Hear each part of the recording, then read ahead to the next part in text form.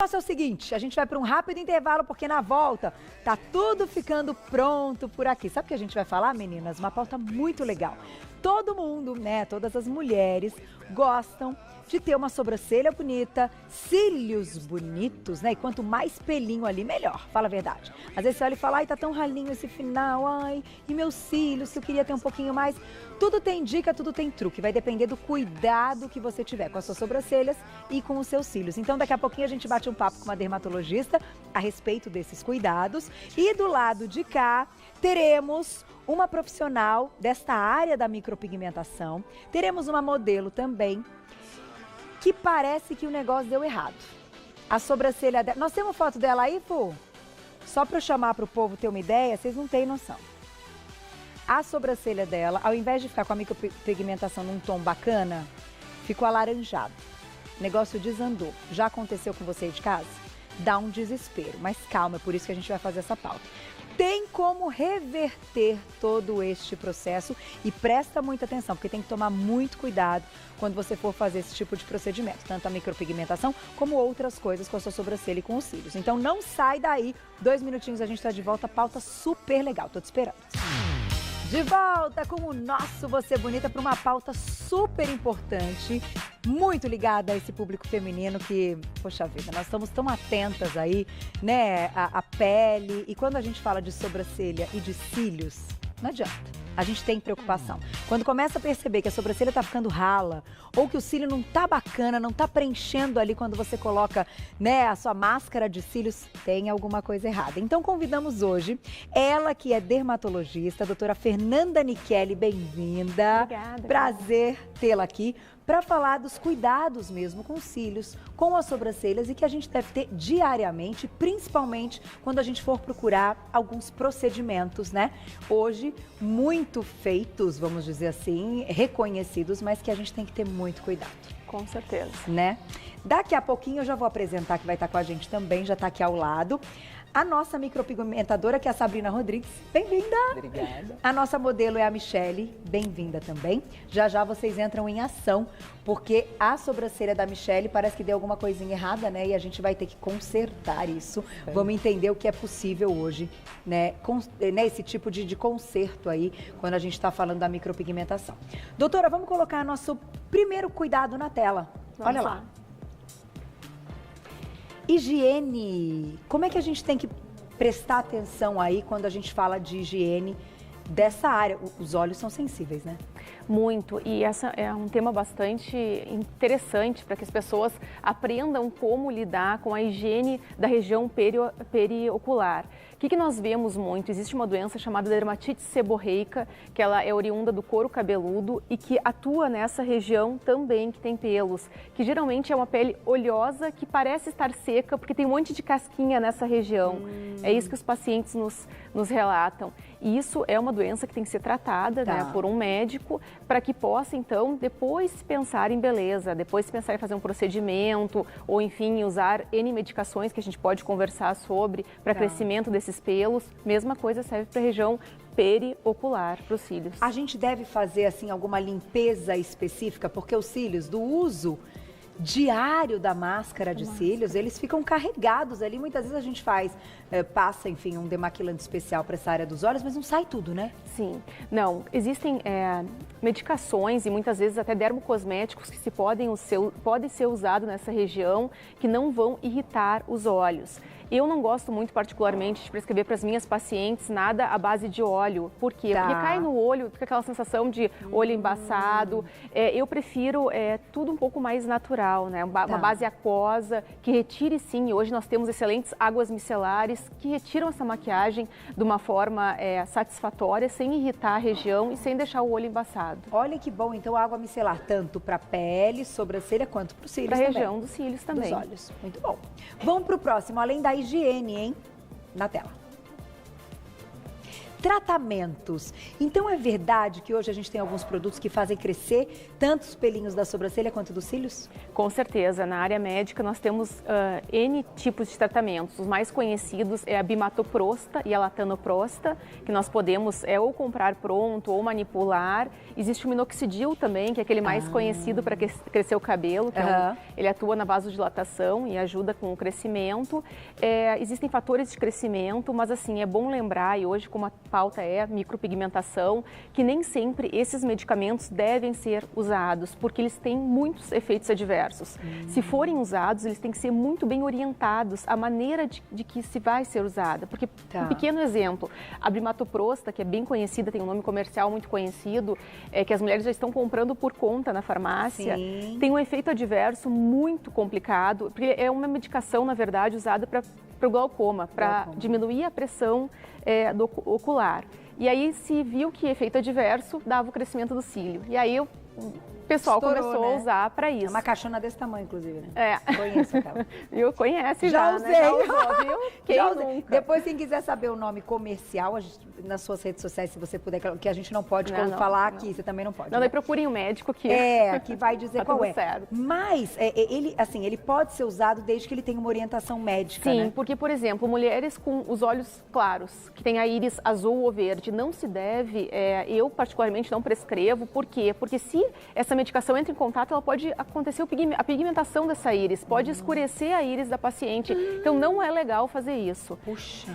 Minoxidil, por exemplo, se tu usares, eu vejo a pessoa usando indiscriminadamente na sobrancelha, ele pode fazer crescimento de pelos em outras áreas do rosto.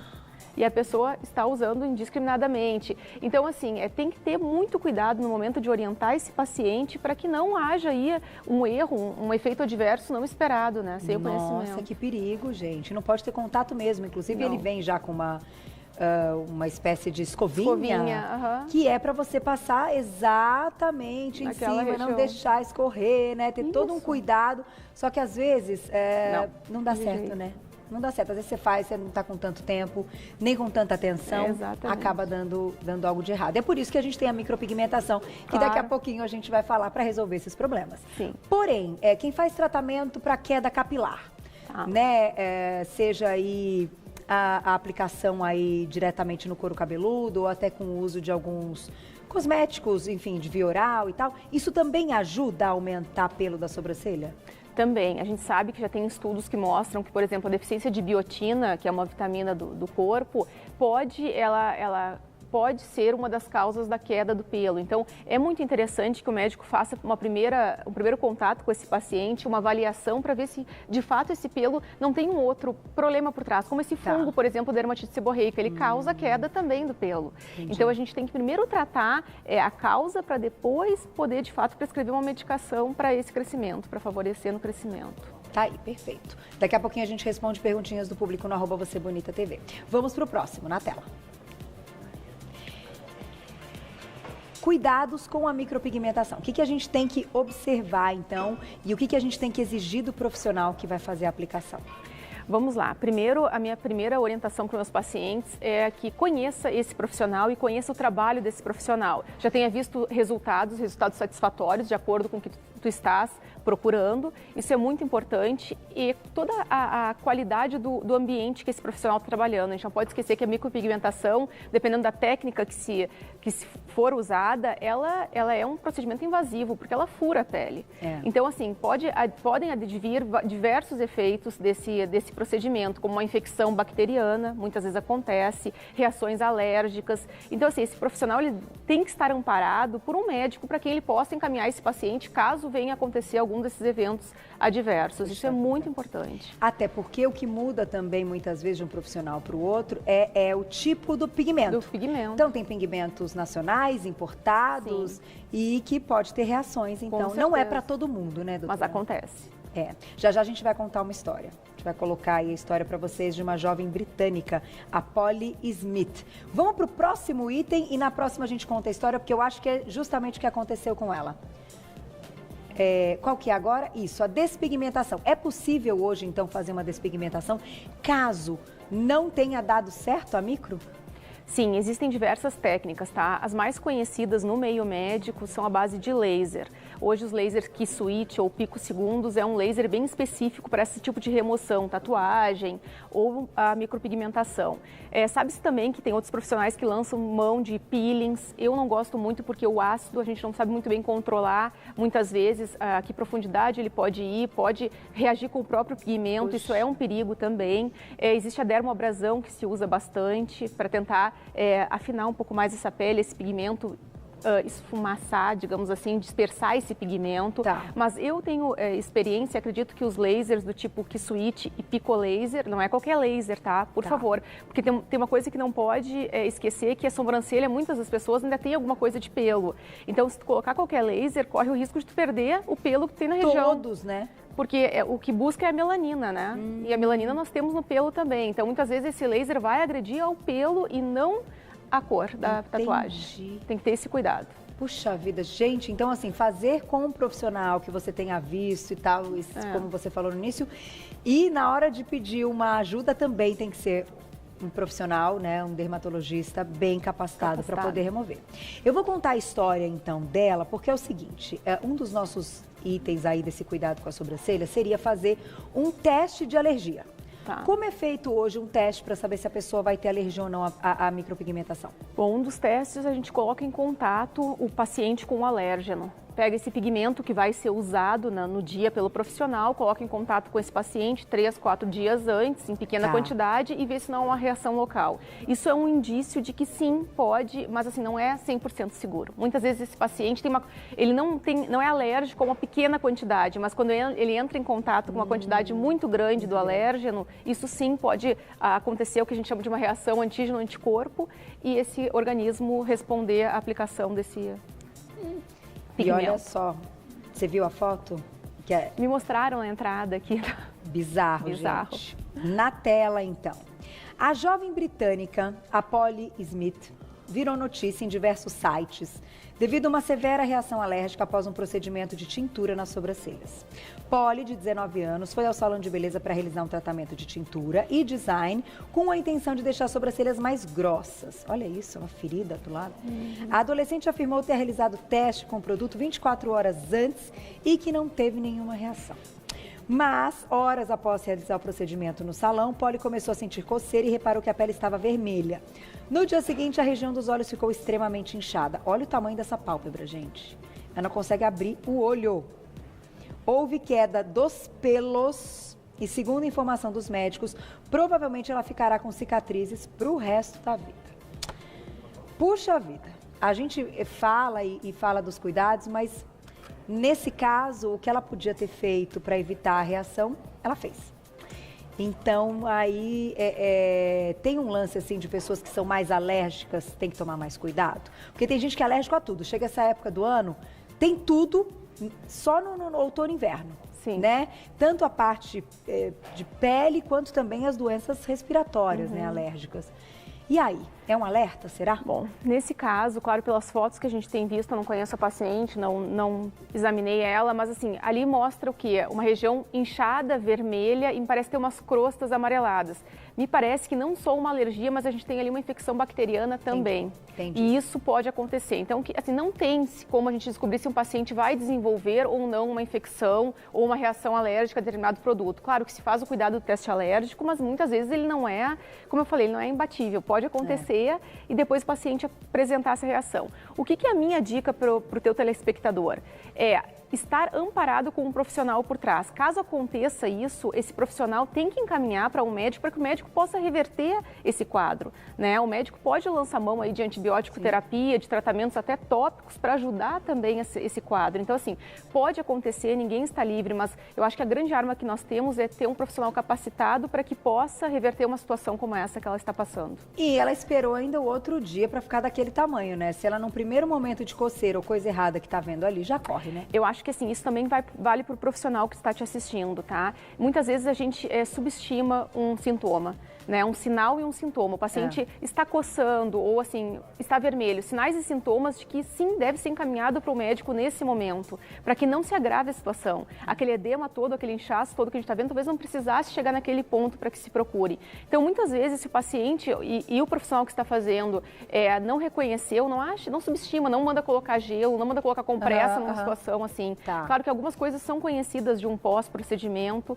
mas quando a situação começa a querer se agravar e a fugir da tua alçada de tratamento, encaminha para um profissional que o resultado vai ser tranquilo. É isso mesmo. E nada de sair tomando corticoide. Não. Sozinho, pelo amor de Deus. Porque às vezes o efeito é inverso, pior. né? Ai, medo. Vamos ter perguntinha do público? Antes, vamos colocar uma perguntinha do público na tela, olha lá. Elaine, obrigada, um beijo pra você. Óleo de rícino ajuda o cabelo, sobrancelha e os cílios a crescerem. Já deixamos uma perguntinha do público, olha lá. Na tela, então, perguntaram aí do óleo de rícino, né? Se ele ajuda o cabelo, a sobrancelha e os cílios a crescerem. Beijo pra Elaine. Vamos lá, Elaine. Então, é o seguinte, nós médicos, nós nos baseamos em estudos científicos. Sim.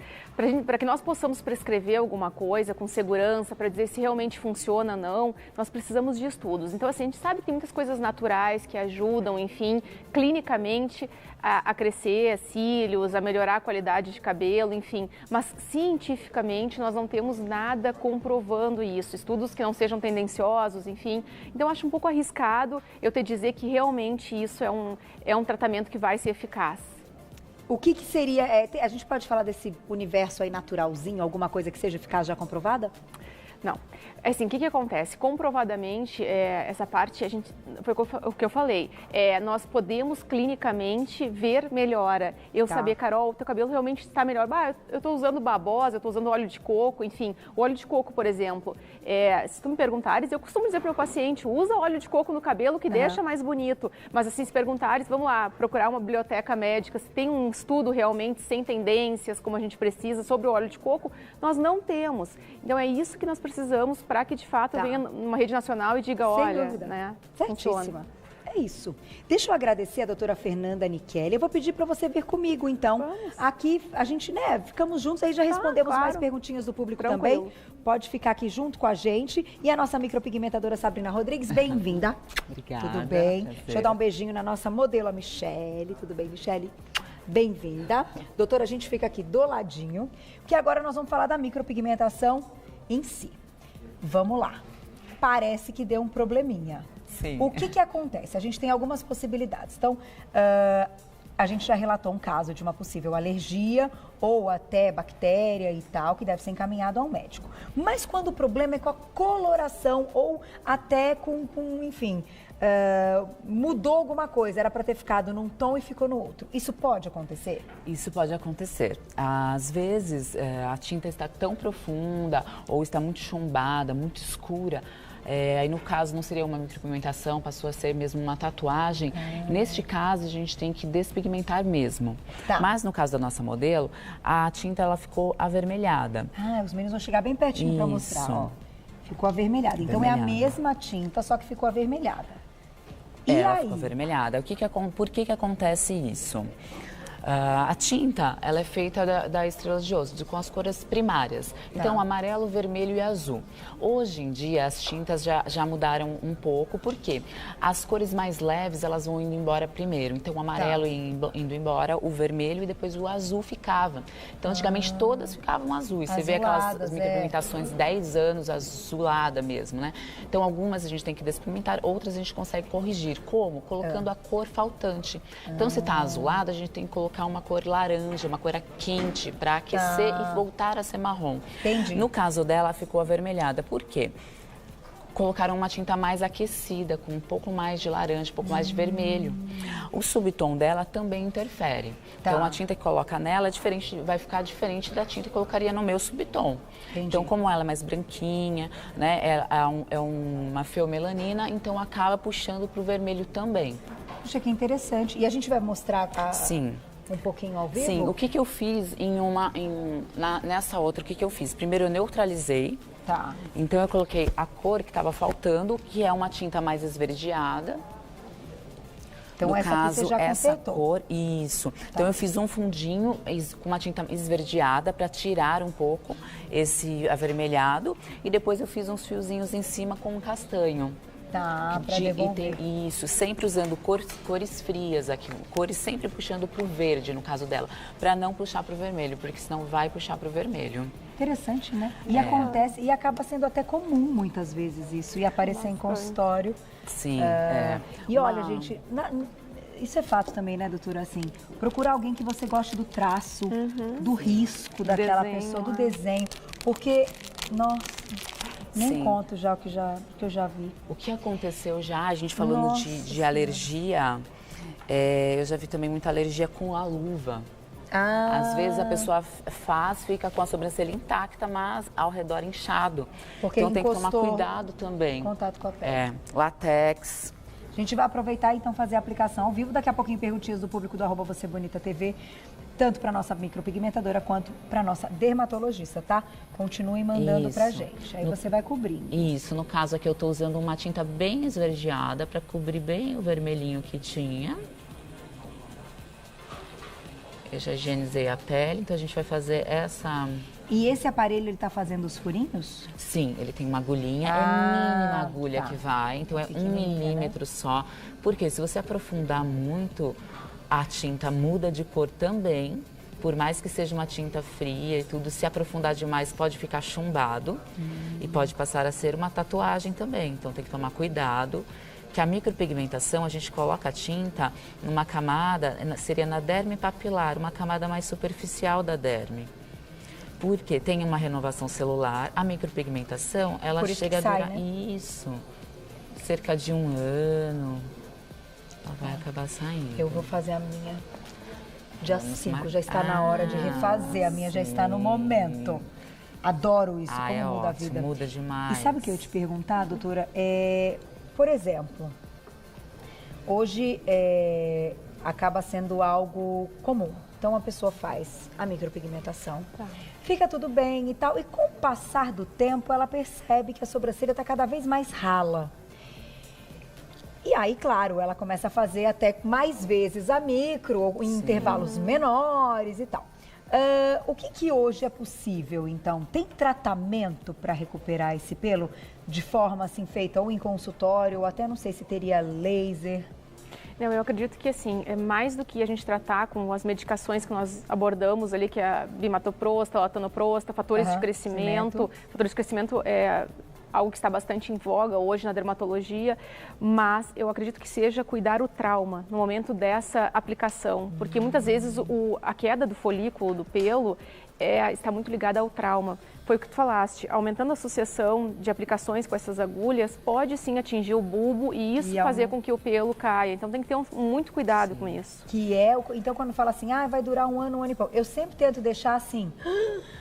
1 ano, quase 1 ano e meio, para não diminuir tanto o intervalo, porque isso é um risco, né? É um risco. Me veio na cabeça e perguntei, porque eu imaginei exatamente isso. Então, quem estiver observando que depois de ter feito a micropigmentação, não, mas é por culpa da micro.